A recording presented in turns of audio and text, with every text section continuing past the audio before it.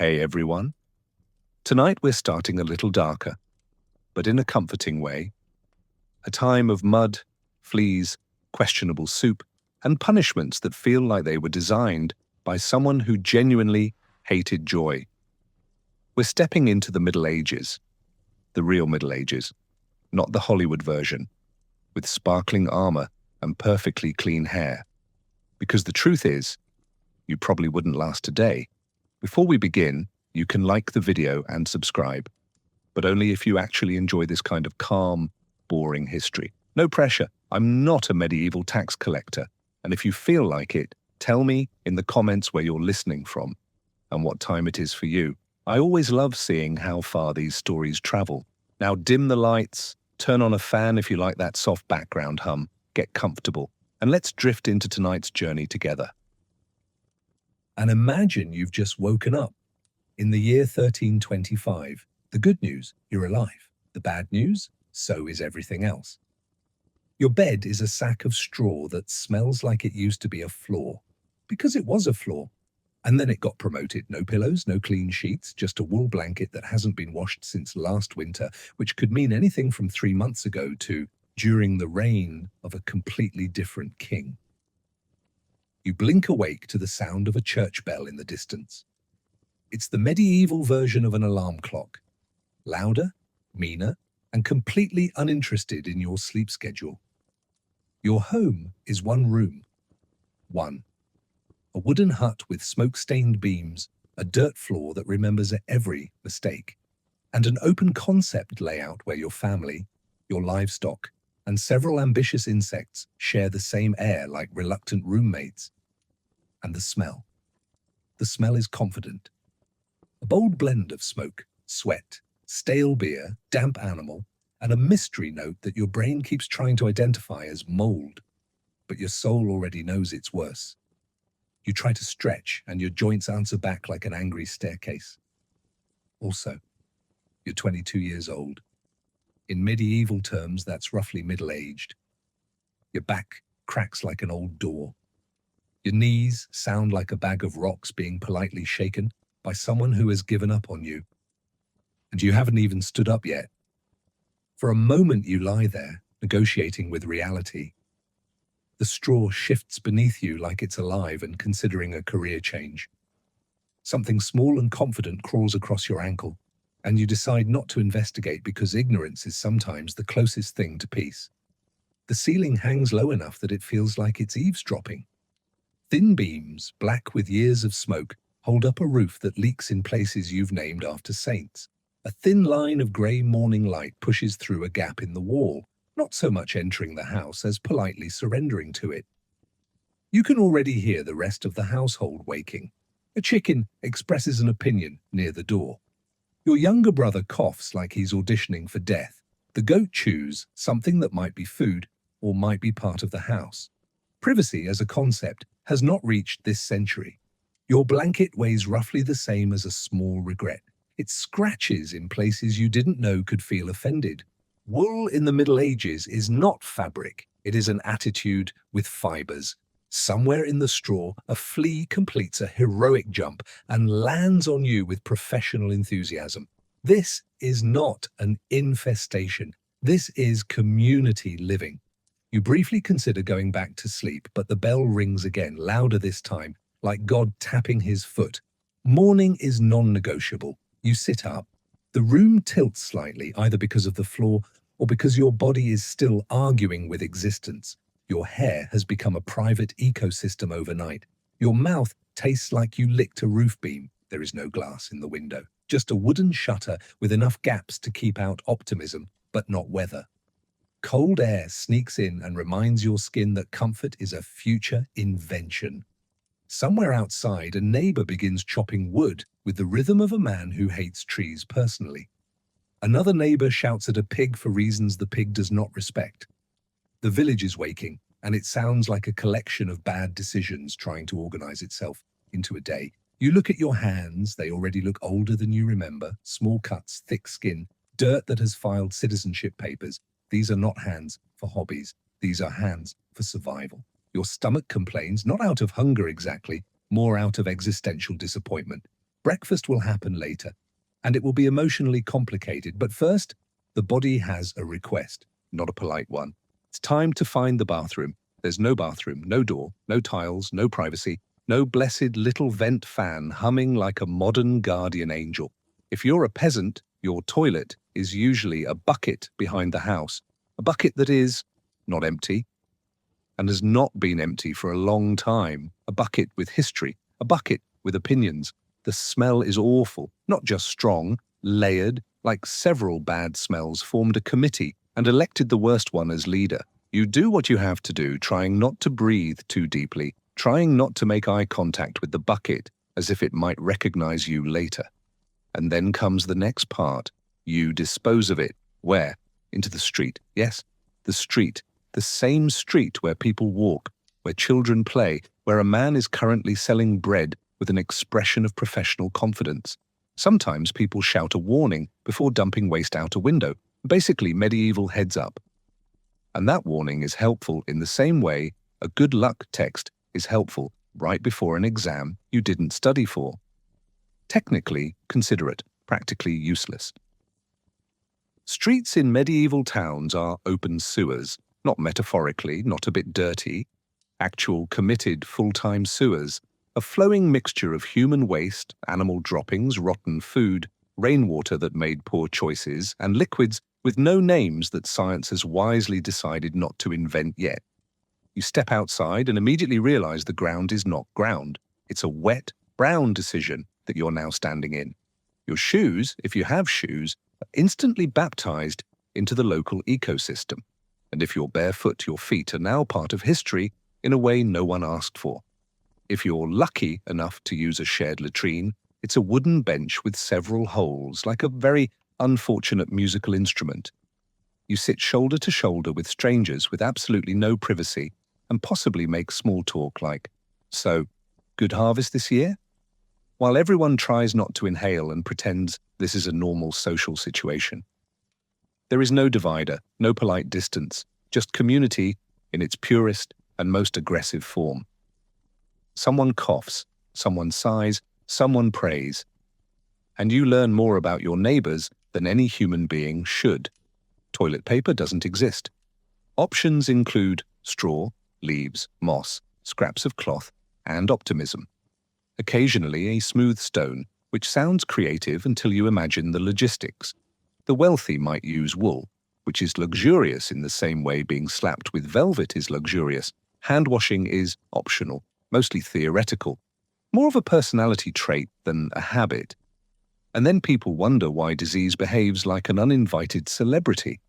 And in a castle, surely it's better, after all. Stone walls, fancy banners, a man whose entire job is holding a spear dramatically.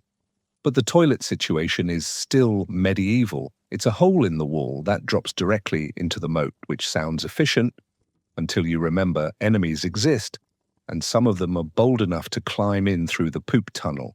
Imagine guarding a mighty fortress only to meet an attacker emerging from the plumbing like a very motivated nightmare. Military historians call this siege warfare.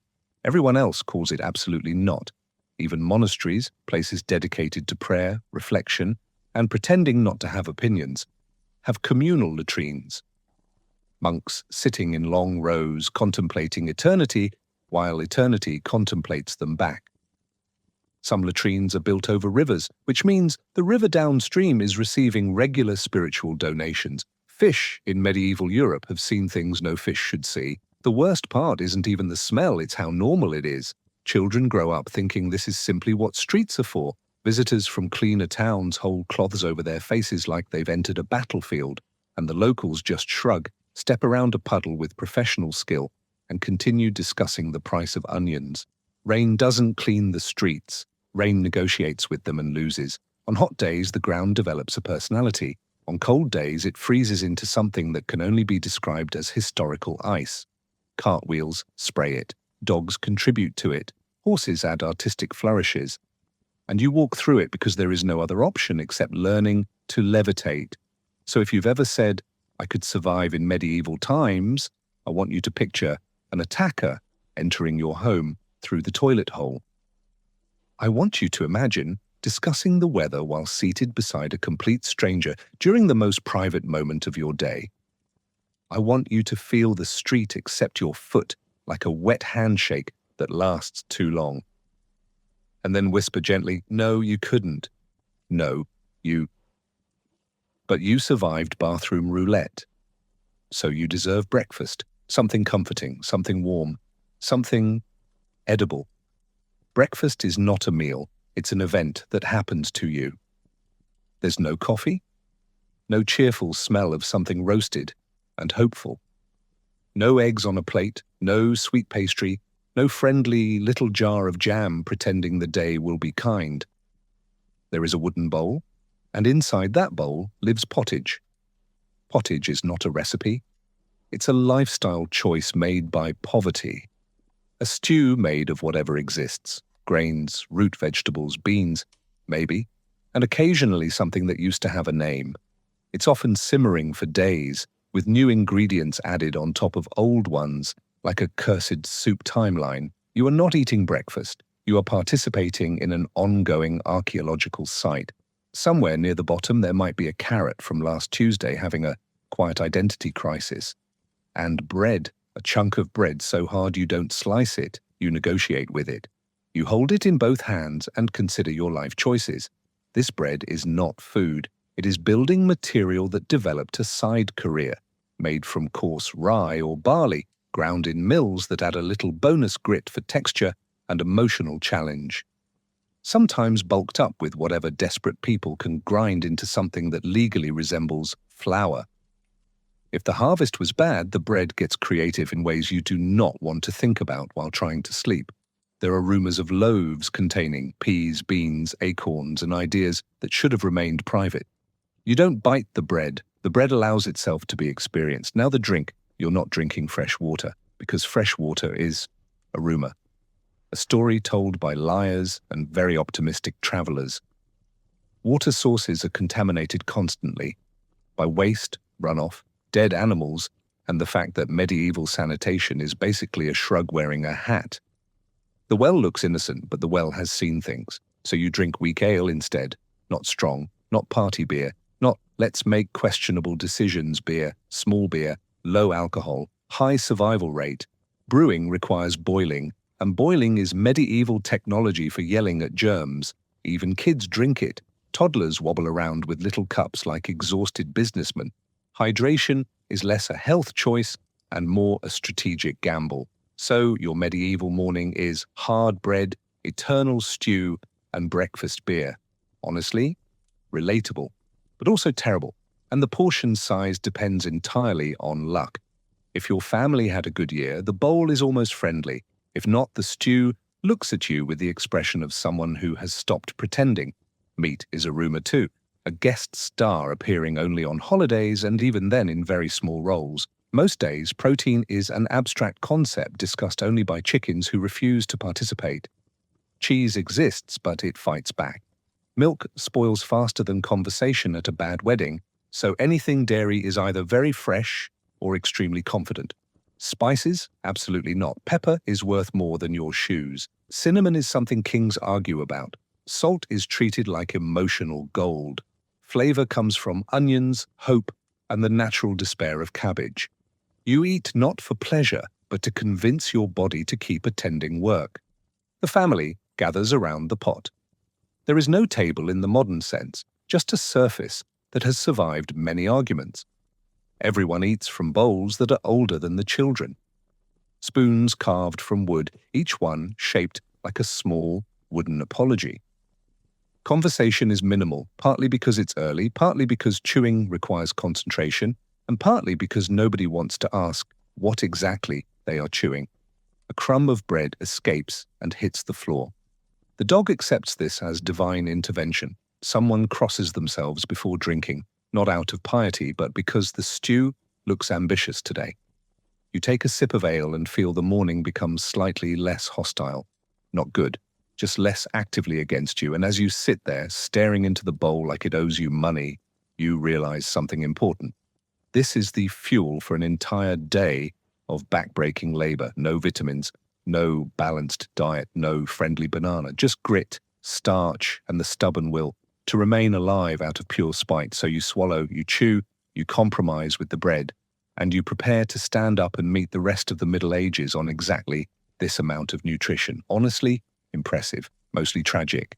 And now you have to get dressed, which would be fine if clothing didn't feel like punishment, not one per season, not one for going out. One. A single rough wool tunic or linen shift that you wear until it becomes fabric-shaped regret. And this garment is not clothing. It is a long-term relationship with very poor communication. Wool is warm, yes, but it's also itchy, aggressively itchy, like wearing a hug from a thistle that resents your entire family. The fibers poke you with tiny opinions all day long. Your skin files formal complaints that nobody plans to read. And washing clothes is hard enough that you mostly don't. To wash a tunic, you must fetch water from a well that already looks judgmental, heat it over a fire that argues with smoke, scrub the cloth with ashes or lye, which is basically soap designed by someone who disliked softness, and then hope the weather cooperates long enough to dry it. If it rains, your tunic simply becomes a heavier version of itself, and after all that effort, you put it right back on your body because you still only have one. Laundry is not hygiene, it is an annual festival. Shoes, if you have them, they're thin leather with the support of a damp pancake, no arch support, no cushioning, just two pieces of animal optimism stitched together by hope. If you don't have shoes, you're barefoot on medieval streets, which means your feet are touching mud, manure, sharp stones, rotting food scraps, splinters with ambitions, and liquids that used to be part of someone with dreams and hobbies. Your toes learn things no toe should ever know. Your skin is constantly irritated, red patches, scratches, bites, mysterious rashes that appear overnight like uninvited relatives. Everyone has lice, everyone has fleas. It's not embarrassing, it's normal. You could be scratching your scalp while talking to the priest, and nobody cares because he's scratching too. Lice are not a problem. They are roommates who pay rent in discomfort. Hair becomes less a style and more a long-term project. Combs exist, but they are mostly decorative or used to relocate insects from one part of your head to another part of your head. Bathing is rare enough to be considered a personality trait. People debate whether water is healthy, which is impressive given what they eat. Some believe bathing opens the pores and lets illness climb inside like an unwanted guest. So many choose the safer option, never getting clean at all. Perfume, if you can afford it, is not about smelling nice. It is about arguing with reality. Flowers are tucked into clothes, herbs rubbed on skin, not to create a pleasant scent, but to create confusion. The goal is not freshness, the goal is distraction. And the layers multiply. In winter, you wear everything you own at the same time. In summer, you sweat inside a wool prison because modesty has very strong opinions. Underclothes, if you have them, are thin linen that remembers every movement. By midday, your tunic feels less like fabric and more like a second, disappointed skin. Even the wealthy with their finer garments are not truly comfortable. Silk still itches. Velvet still collects smells. Rich people just suffer in more expensive textures. Fashion in the Middle Ages is less about beauty and more about proving you have survived several seasons without dissolving. So you go about your day wrapped in this loyal enemy. Your tunic knows your secrets, your sweat, your schedule, your entire emotional range. It is witness to every meal, every argument, every moment you pretended not to step in something unspeakable. And yet, strangely, you grow attached to it. Because in a world where almost nothing is certain, not food, not health, not tomorrow, this stubborn piece of cloth is at least consistent. It itches, it smells, it endures, just like you. And all this itching is impressive until you remember you still have teeth, medieval teeth. Let's talk about your mouth. There is no toothbrush, no toothpaste, no floss, no mouthwash, no quick dental appointment with a cheerful poster of a smiling cartoon tooth. Your mouth is a self-governing republic with very poor leadership.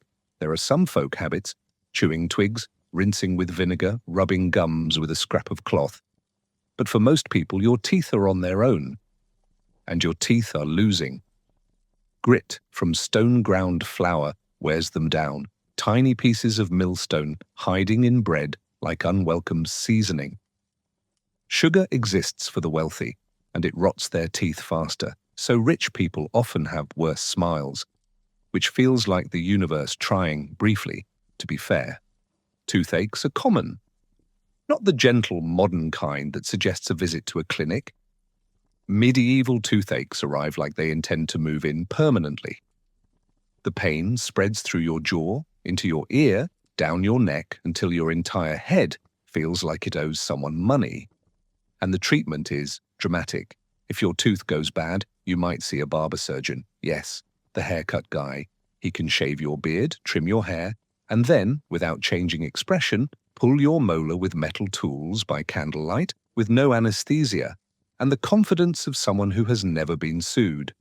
The clinic is usually a stool near a window for the light and for the screaming. Tools are wiped on cloth that has seen several previous customers and has stopped asking questions.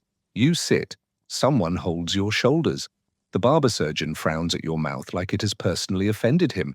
And then he begins. The sound is memorable. So is the pain. When the tooth finally comes free, it arrives with a small parade of regrets.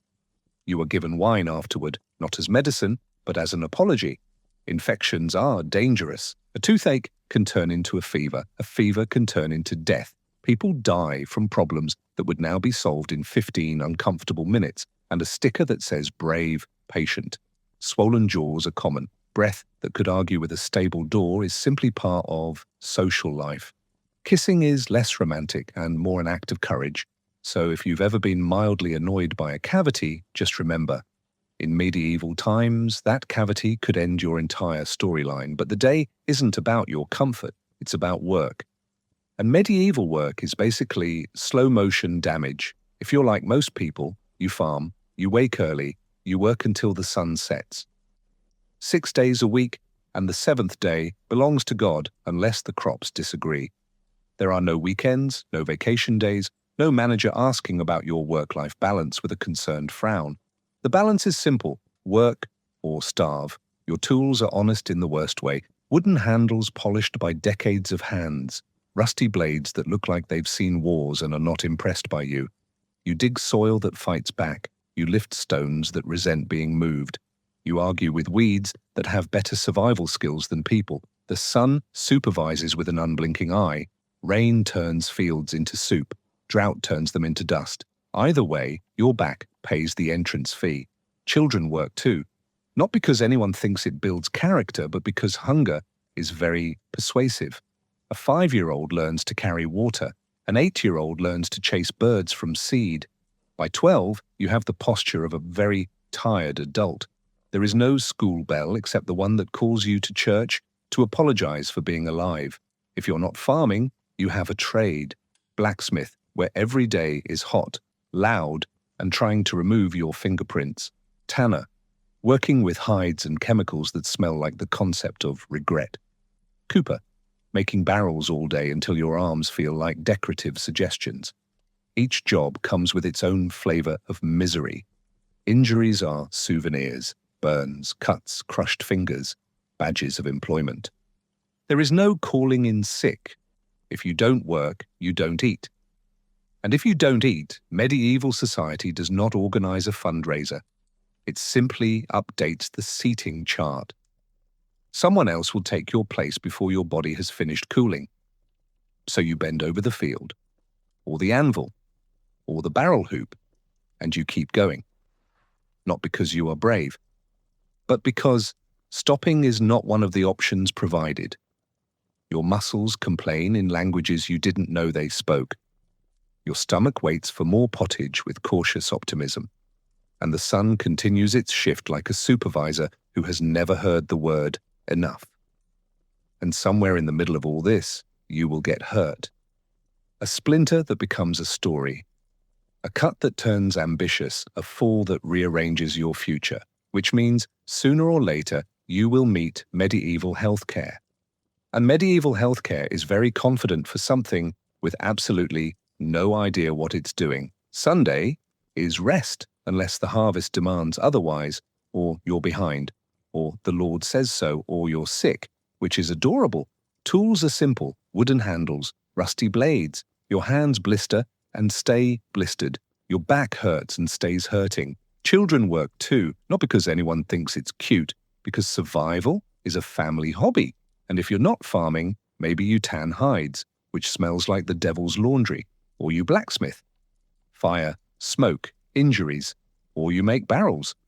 All day, every day, until your shoulders become decorative. There's no calling in sick, because if you don't work, you don't eat. And if you don't eat, medieval society doesn't send a wellness check. It replaces you. And after all that work, your body will inevitably get hurt. So let's visit medieval healthcare, if we can call it that without laughing. Medieval medicine runs on theories, not evidence. The big one, the four humours: blood, phlegm, yellow bile, black bile. If you're sick, one of these is off. And the fix is often remove something from your body until you look worse. Fever, bloodletting, headache, maybe bloodletting, feeling sad. Honestly, probably bloodletting. Leeches show up like they're on payroll. Surgery exists, but it's performed without modern sterilization, without anesthesia, and with tools that have seen too much. They don't know germs. They blame bad air, curses, or divine disappointment. So if you get an infection, you might be treated with herbs, prayers, and aggressive optimism. And if that fails, it's time to make peace. But don't worry, because even if medicine can't kill you, medieval law is ready to pick up the slack. Medieval justice is intense. Steal bread, you could lose a hand. Insult someone powerful, you could lose your freedom. Be accused of something you didn't do. Enjoy a trial system that feels like a prank. Trial by ordeal exists in various forms, and it's basically, let's hurt you and see what happens. If your wounds heal well, you're innocent. If they don't, you're guilty. This is not justice. This is a medical experiment hosted by superstition. Punishments are public. People watch executions as entertainment. They bring their children because nothing says family outing like watching someone be punished for stealing a chicken, and the crowd treats it like a festival. Vendors sell pies, children sit on shoulders, someone complains about the weather while a man waits to meet the end of a rope. Medieval entertainment wasn't theatre, it was consequences. If you were lucky, punishment was quick. If you were unlucky, it became a performance with multiple acts and an intermission of public humiliation. Stocks in the town square were popular. You'd sit with your head and hands trapped in wood while neighbors threw things at you: rotten fruit, mud, the occasional creative insult that had been rehearsed all morning. It was community bonding, apparently. For women accused of gossiping too much, there was the scold's bridle, an iron mask with a metal piece that pressed on the tongue, designed to teach silence through discomfort, a device invented by someone who truly hated small talk. And for crimes that annoyed the powerful, there were more imaginative options: branding, whipping, exile. Sometimes all three, like a grim tasting menu. But the worst part wasn't always the pain, it was the memory, because medieval towns were small. Everyone knew your name, your mistakes, and the exact sound you made when the bailiff grabbed you. You didn't just serve a sentence, you wore it for the rest of your life. And yet, people still stole bread, still talked back, still broke rules, not because they were brave, but because hunger is louder than law. Now imagine you're not a criminal, just unlucky.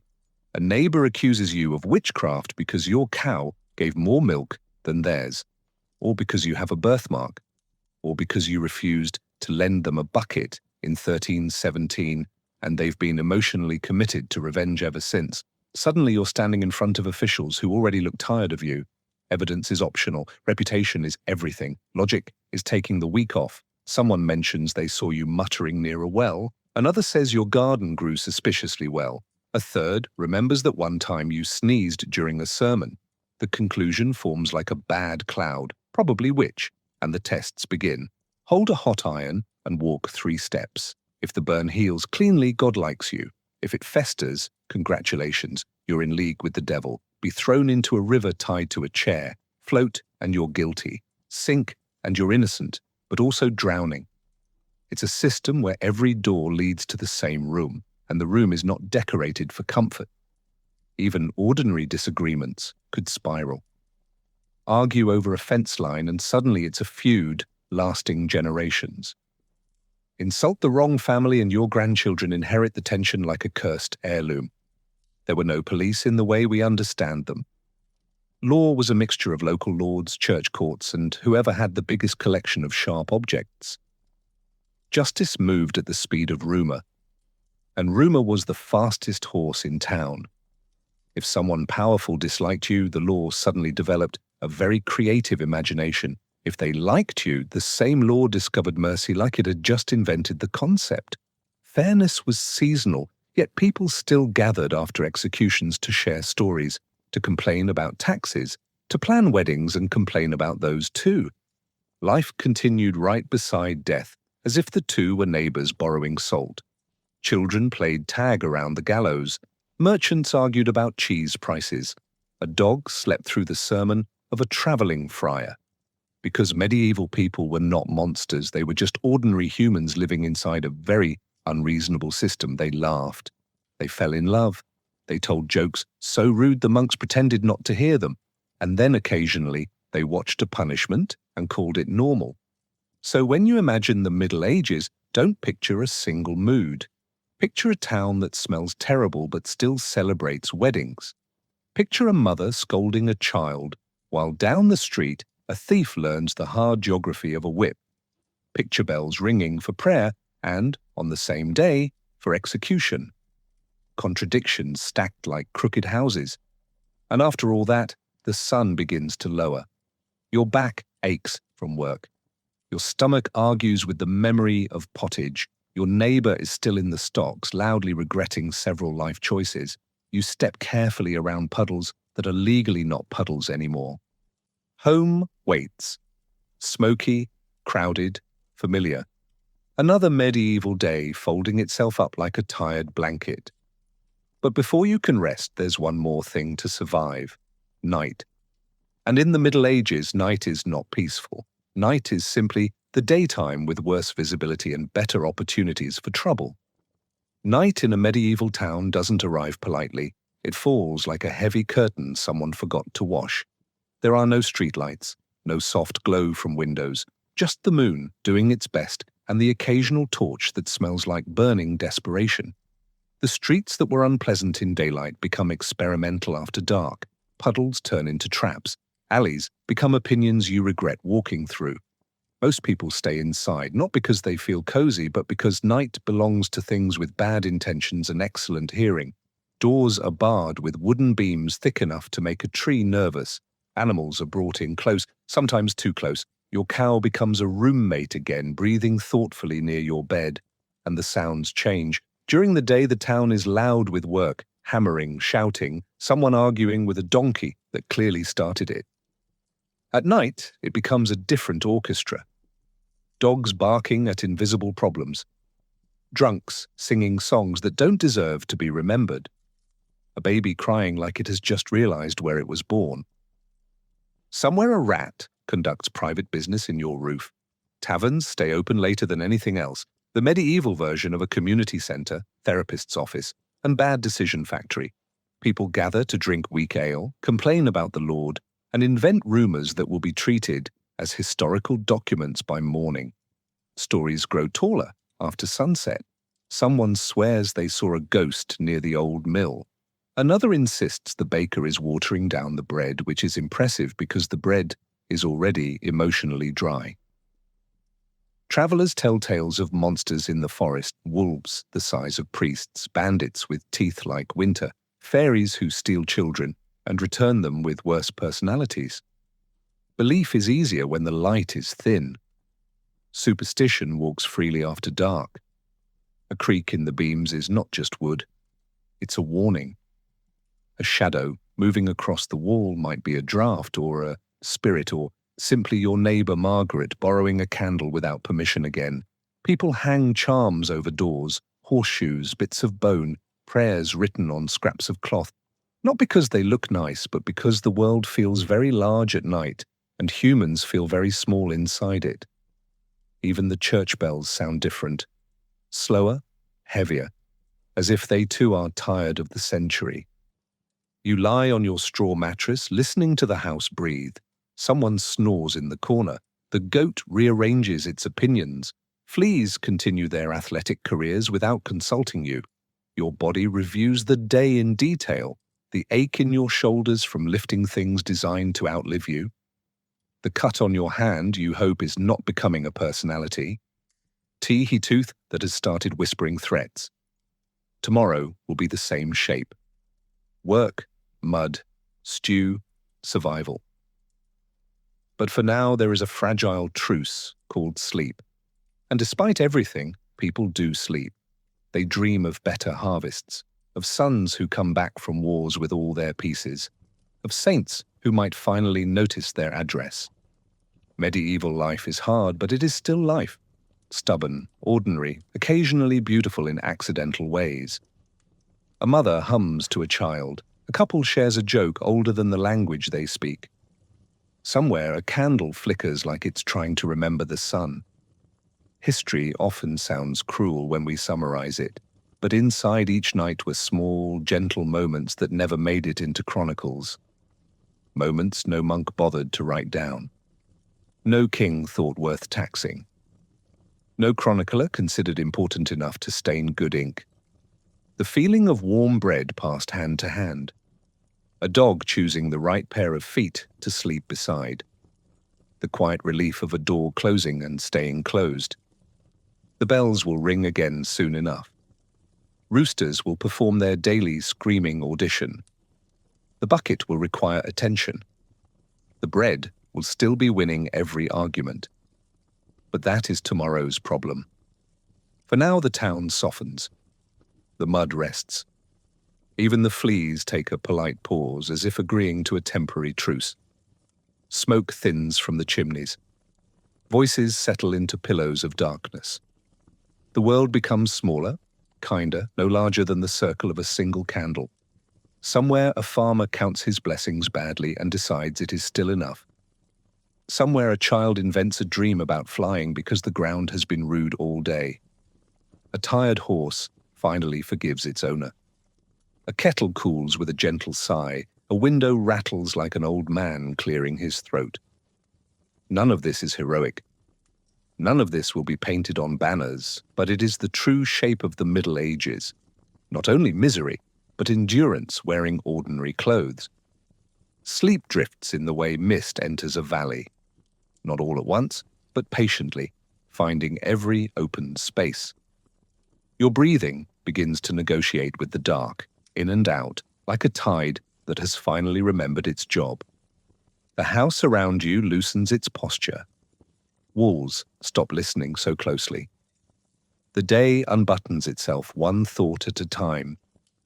Somewhere in that long-ago century, a candle guttered just like yours might now. A small, brave sun doing its best impression of safety. Someone turned over on a straw mattress and decided without words that tomorrow could wait its turn. A dog dreamed of chasing something it never needed. A mother counted heartbeats instead of coins. A traveler thanked a roof simply for existing. None of them knew they were history. They were only tired people, borrowing a night they had earned. And you here, listening from a softer age, are allowed the same mercy. The plagues have packed their bags, the gallows have retired from conversation. The bells no longer bully the morning. Your water behaves, your bread apologizes instead of fighting. And the only thing climbing through the window is air that means well. Let the mind untie its complicated knots. The lists can wait on the other side of dawn. The worries can take a chair and sit quietly, like guests who finally understood the hint. You do not need to solve the whole century tonight. You do not need to survive anything except this gentle, ordinary darkness. Picture the medieval town fading like old paint, the muddy street smoothing itself into silence, the tavern laughter cooling into embers, the watchman deciding every noise is only a noise. Even the rats agree to be symbolic for once. Even the wind practices good manners. Night becomes a wide, kind room with no questions on the walls. Your body can soften now, forehead uncreased, jaw unclenched, shoulders stepping down from their long shift. Each breath a small, reasonable miracle that nobody is taxing. If thoughts arrive, let them pass like late travelers. Noticed, not interviewed. You have crossed enough centuries for one evening. No more buckets. No more church bells with opinions. No more bread that could double as architecture. Only, this hour, clean and uncomplicated, spread out like a blanket that knows your name. So rest. Rest in the correct century. Rest with doors that lock politely. Rest with medicine that likes you back. Rest without fleas on the payroll. Let the Middle Ages return to the shelves of time where they can glare safely from a distance. The story is closing its eyes now. The town we visited is folding itself away. Chimneys tucking in their smoke, streets misplacing their puddles, history taking off its heavy boots. All that remains is your breathing and the gentle dark doing nothing at all. Sleep well. Sleep slowly. Sleep without armor. Good night.